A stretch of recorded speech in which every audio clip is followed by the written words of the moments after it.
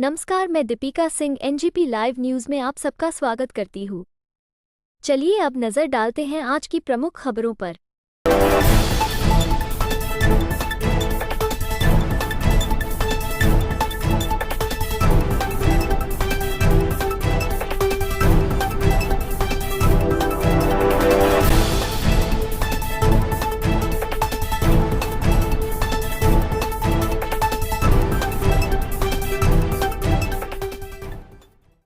नमस्कार, good afternoon. मैं doctor Rishikesh माई हूँ।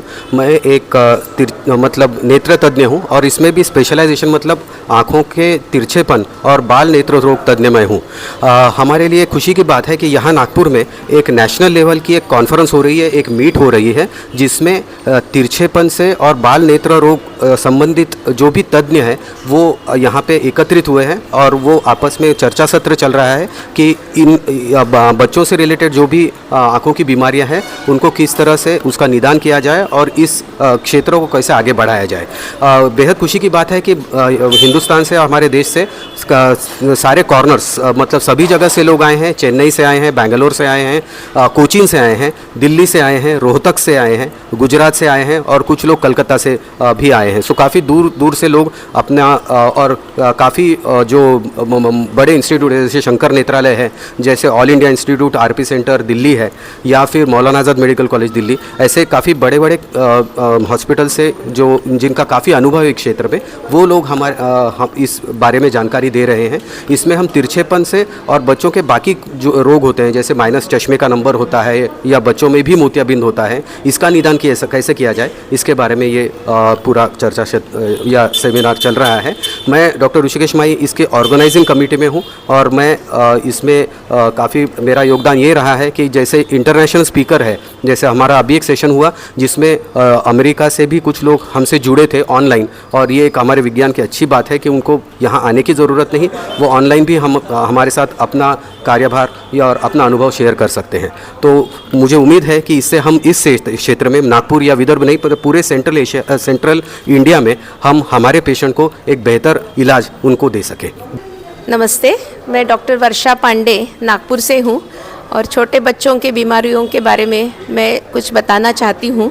उसमें से तिरछापन या स्क्विंट या मराठी में जिसको तिरड़ेपना बोलते हैं, ये बीमारी के बारे में मैं ज़्यादा बताना चाहूँगी, क्योंकि तिरछापन यानी दोनों आँखों का साथ में काम करने का जो पावर है वो डिफेक्ट हो जाता है। नॉर्मली अपने को दोनों आँखों से अलग अलग दिखता है, दोनों आँखों की इमेज ब्रेन में जाती है और फिर वहाँ से अपने को सिंगल इमेज दिखती है। पर अगर किसी कारण एक आँख की नज़र बराबर नहीं है, जन्म से ही कुछ आँख में चश्मे का नंबर है, कोई आँख में डिफेक्ट है, उसके कारण अगर नज़र नहीं डेवलप हुई तो नॉर्मली जो ब्रेन दोनों आँखों से दिखता है वो देखेगा नहीं। जो आँख अच्छी है उसकी इमेज ब्रेन पकड़ता है और जो कमज़ोर आँख है वो उसका साथ छोड़ देती है और वो तिरछा जाने लगती है। सो तिरछापन के बारे में मुझे सबसे ज़्यादा पहले ये पेरेंट्स को बताना है कि तिरछापन ये सिर्फ कॉस्मेटिक प्रॉब्लम नहीं है। सभी पेरेंट्स को मैं बताना चाहूँगी, छोटे गांवों में, शहरों में भी इसके बारे में बहुत सारी गलतफहमियां हैं, अंधश्रद्धा है कि तिरछापन ये सिर्फ दिखने में ख़राब दिखता है तो शादी के समय करा लेंगे, बड़ा हो जाता है तो करा लेंगे। पर जब ये पेशेंट्स जब हमारे पास आते हैं उस समय तक उनका ये आँख बिल्कुल ही यूज़ नहीं होने के कारण कमज़ोर हो गया रहता है। ऑपरेशन कोई भी एज में हो सकता है, पर नज़र बढ़ने का जो पीरियड है वो मैक्सिमम 7 से 8 साल तक के उम्र के होता है। सो मैं पेरेंट्स को, सभी पालक वर्ग को बताना चाहती हूँ कि अगर आपके बच्चों में तिरछापन दिखता है तो आप जल्दी से जल्दी पहले आँख वाले डॉक्टर को दिखाना चाहिए। ये नहीं समझना कि जाते ही आपको ऑपरेशन बता देंगे और छोटे बच्चों का ऑपरेशन कैसे करेंगे, उससे आंखें कमज़ोर हो जाएंगी, फिर तो उसका चश्मा लग जाएगा तो फिर वो और कमज़ोर हो जाएगा। ये सब गलतफहमियां के कारण वो लाते ही नहीं है। मुझे यह सबको आपको बताना है कि तिरछापन अगर आता है तो उसका कारण क्या है, ये देखने के लिए पहले आपको आँख के डॉक्टर के पास जाना ज़रूरी है। उसके बहुत सारे कारण हैं, कुछ केसेस में चश्मे का हाई नंबर होता है तो चश्मा सिर्फ देके ही आँख सही हो जाती है। किसी में स्नायुओं की कमजोरी रहती है तो उसमें जस्ट आँखों के व्यायाम या एक्सरसाइज करके भी आँख ठीक हो सकती है।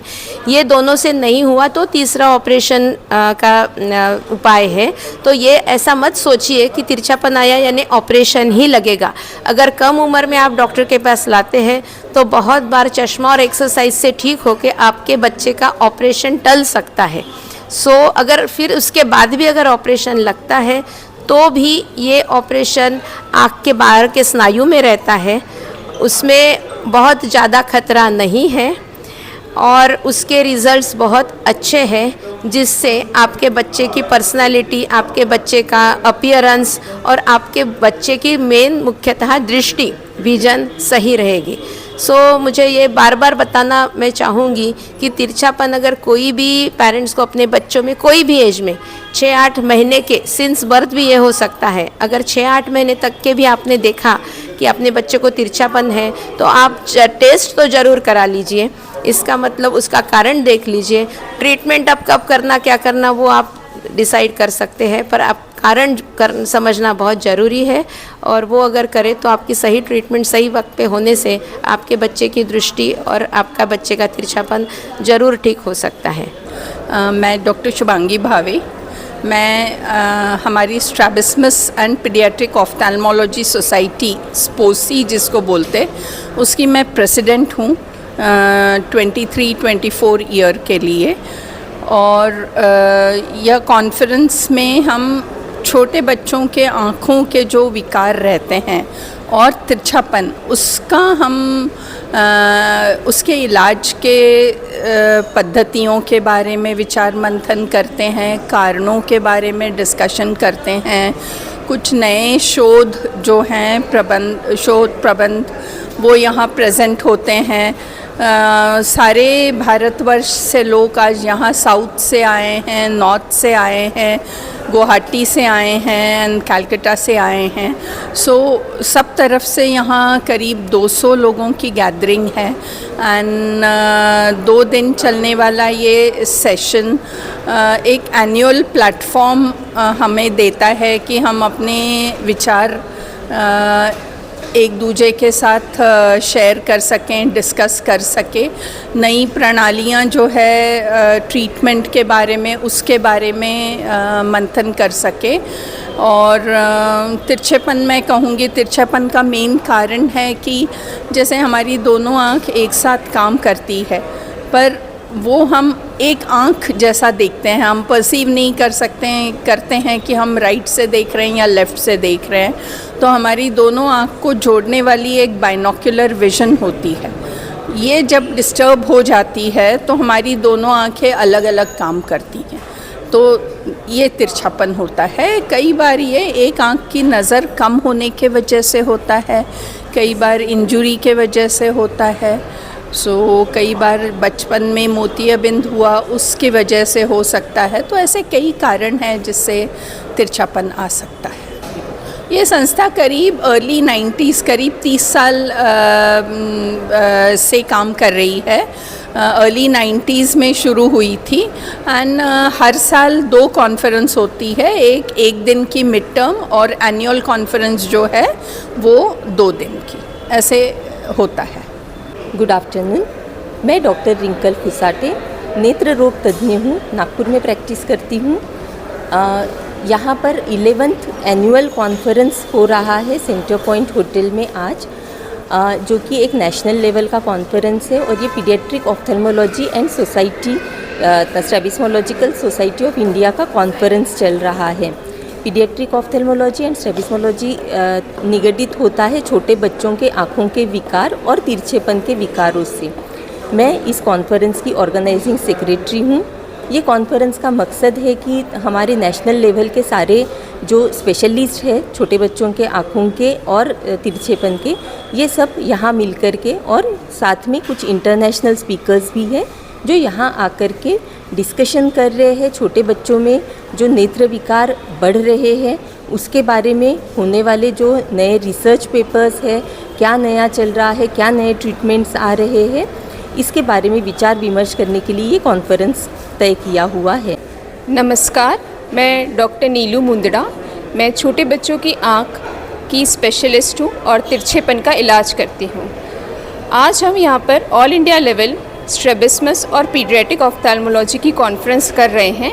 इस कॉन्फ्रेंस में ऑल ओवर इंडिया और इंटरनेशनल स्पीकर्स हैं। जो आज का मेन प्रॉब्लम है, छोटे बच्चों में चश्मे का नंबर आना और चश्मे का नंबर लगातार बढ़ते जाना, उसके कारण तिरछापन होना, इन सब चीज़ों का हम लोग डिटेल में डिस्कशन कर रहे हैं। और जो नई तकनीक आई है मायोपिया चश्मा रिलेटेड, उसका जो इलाज है वो हम यहाँ पे सब डिस्कस कर रहे हैं और उस सब चीज़ों का स्टडी कर रहे हैं। ये आगे की जनरेशन्स जो आ रही हैं, जो ज़्यादा mobile related, internet related uses हैं और उसके रिलेटेड जो साइड इफ़ेक्ट्स हैं और जो आँखों पे उसका इफ़ेक्ट आ रहा है, स्पेशली छोटे बच्चों में जो चश्मा जल्दी आ रहा है, उस चीज़ के लिए हम उसको कैसे डिले कर सकते हैं, कैसे उस चीज़ को ट्रीट कर सकते हैं और कैसे उसको आगे उनका फ्यूचर के लिए उनको जल्दी उस चीज़ से निवारण दे सकते हैं, इस बारे में हम लोग यहाँ पे कॉन्फ्रेंस कर रहे हैं। यहाँ आने वाले सारे डेलीगेट, सारे फैकल्टीज़ को शुक्रिया कहना चाहती हूँ, सारे इंटरनेशनल फैकल्टीज़ को शुक्रिया कहना चाहती हूँ, जिनकी वजह से ये कॉन्फ्रेंस एक सफल कॉन्फ्रेंस पाया जा रहा है और यहाँ पर बहुत अच्छे लेवल के डिस्कशंस किए जा रहे हैं। तो ये थी अब तक की प्रमुख खबरें। आप हमारे साथ ऐसे ही बने रहिए और देखते रहिए NGP लाइव न्यूज़।